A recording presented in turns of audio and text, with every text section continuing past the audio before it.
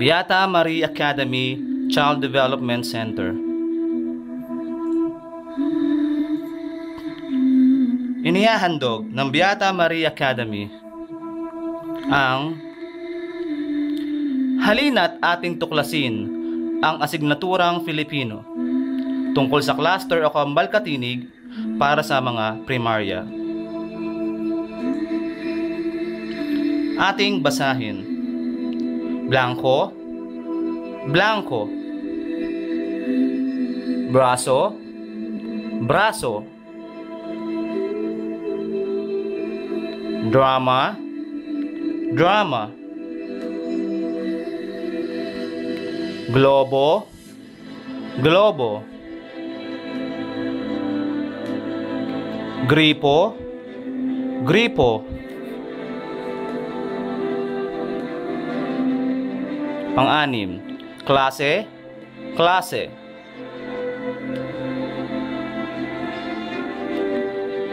Crayola, Crayola.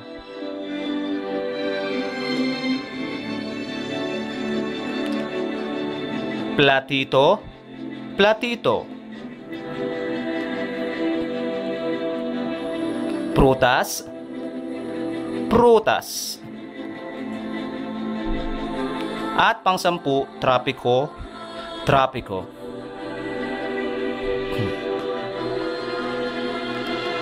Ang mga salitang ito ay may mga cluster o kambal katinig. Ano nga ba ang cluster o kambal katinig?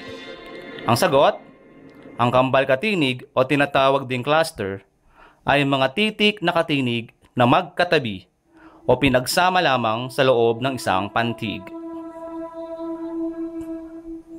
Narito ang ilang mga halimbawa.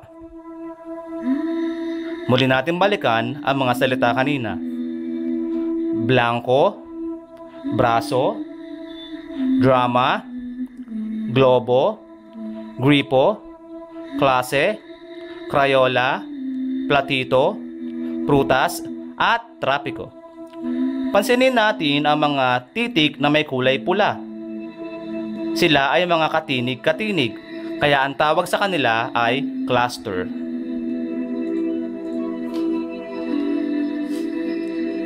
Narito ang ilang kambal katinig na madalas natin nagagamit o nakikita at nababasa.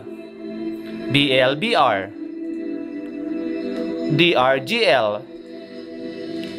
GRKL, KRPL, at PRTR.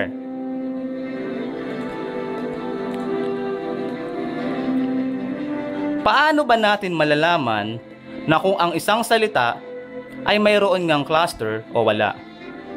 Ang sagot, marami kasing salita sa Filipino na kung saan ay may makikita tayong magkatabing katinig, subalit hindi pala sila kambal katinig o cluster. Tandaan po natin na ang mga cluster ay dalawang magkasunod na katinig sa loob ng isang pantig. Sa makatuwid, ang paraan upang malaman natin na kung ang isang salita ay may cluster o wala ay pagpapantig. May mga cluster ba ang mga salitang ito? Atin muna itong pantigin. Blusa, blusa. Tabla, tabla. Blusa, tabla.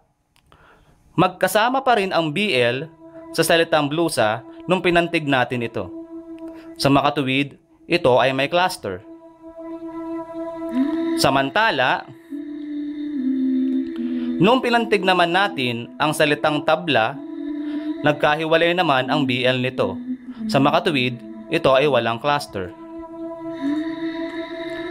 Narito pa ang ilang halimbawa. Suklay, klase, suklay at klase. Nung pinantig natin ang salitang suklay, nagkahiwalay ang KL nito.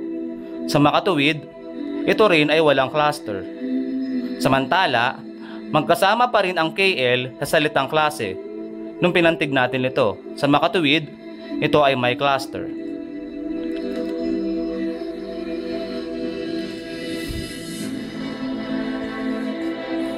At dyan po nagtatapos ang ating aralin ngayong araw sa Filipino. Sana po ay may natutunan po kayo kahit papaano. Muli, mula po sa pamilya ng Beata Maria Academy, malugod po ako nagsasabi sa inyong paalam sa inyong lahat. Paalam!